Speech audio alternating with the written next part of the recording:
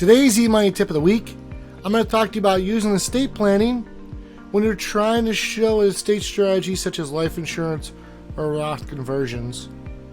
So I talked a little bit about the basics of estate planning last eMoney tip of the week, so you can go back to my eMoney tip of the week number 59 on estate planning basics if you want to learn how to utilize this tool. But this comes up a lot of times when you're trying to compare a life insurance strategy from an estate planning move. So here's the scenario. We have a client. We want to show them how loading some money into some life insurance. We're doing a Roth conversion or gifting or whatever other strategy might be. This is not a complex. We're not using CRATs or CRUTs or anything else in this particular client scenario. We just want to show them the basic impact of what this is going to do for their financial plan.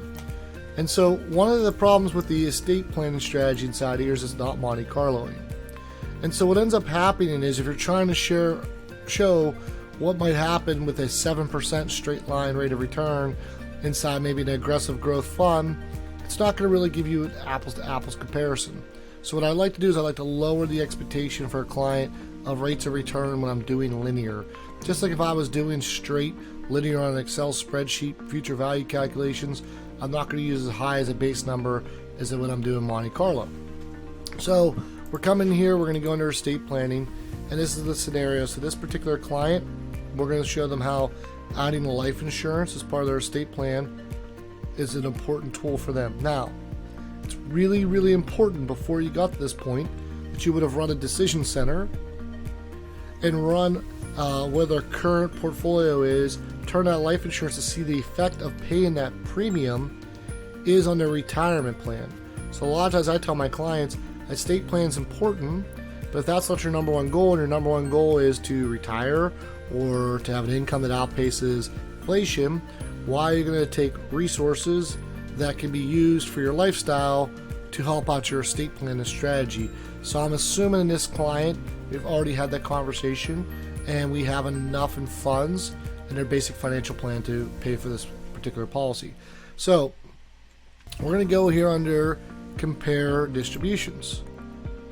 And we're going to have this base plan up here and a plan over here. So I'm going to change this base plan to, you're going to see it says flat rate. And I'm going to put this over here just so you can see what this flat rate is, because whatever you put over here, it must already be turned on. So you always want to have this prepared for a client already. So all this is doing is it's lowering the living expenses, just because in the scenario, there's to be a sample client. In their linear, they actually, when I go to 5%, don't have enough money saved. So to make this a little bit more useful, you normally wouldn't have that living expenses. You might have 10 or 12 other buttons on here. But really all this is doing is taking all their accounts, doing a reallocation to a flat 5%. That's what's over here clicked on. And again, we can always just know what's on here. But then I also created one you're going to see called life insurance, and then it's called flat. So,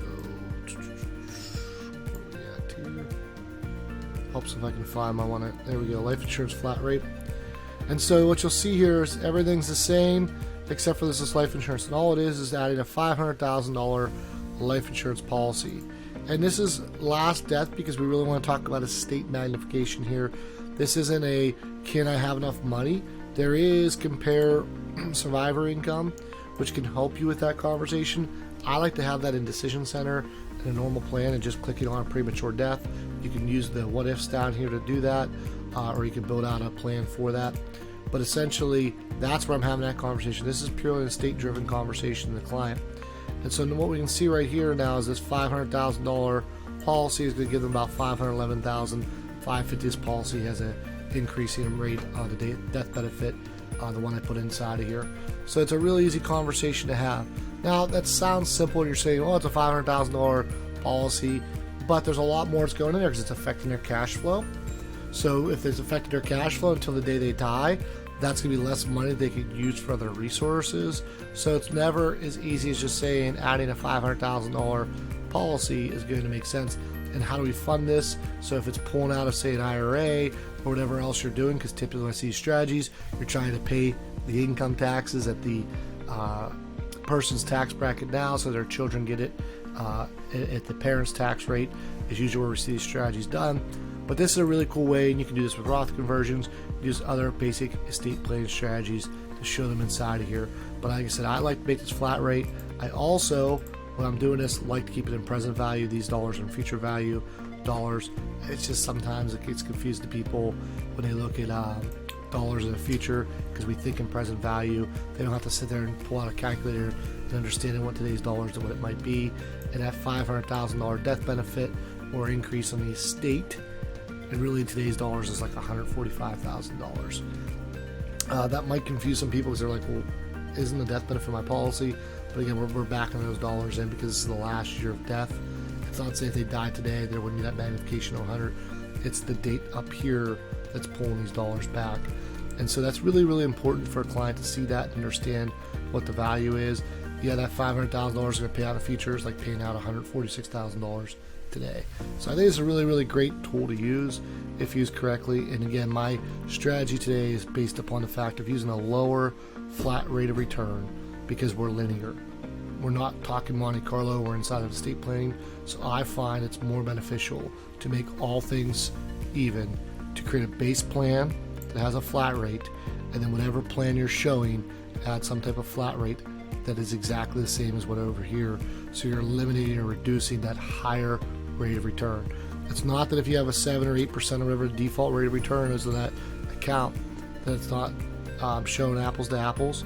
The other downside of doing my method that some people will bring up is that it's creating everything as flat 5%, and not all your assets grow the same way. But I think for the conversation I'm trying to have with my clients, when I'm trying to show what the net effect is, it's like scientific testing. Let's take out all the variables except for the variable that we're trying to test for in this case. And then you can always, once the client understands that, switch it back to base facts, and we can go ahead and take this out. It's essentially, that doesn't amount to the same thing, comparing apples to apples, and you can see the delta actually hasn't changed. The only thing that's changed is these numbers right here.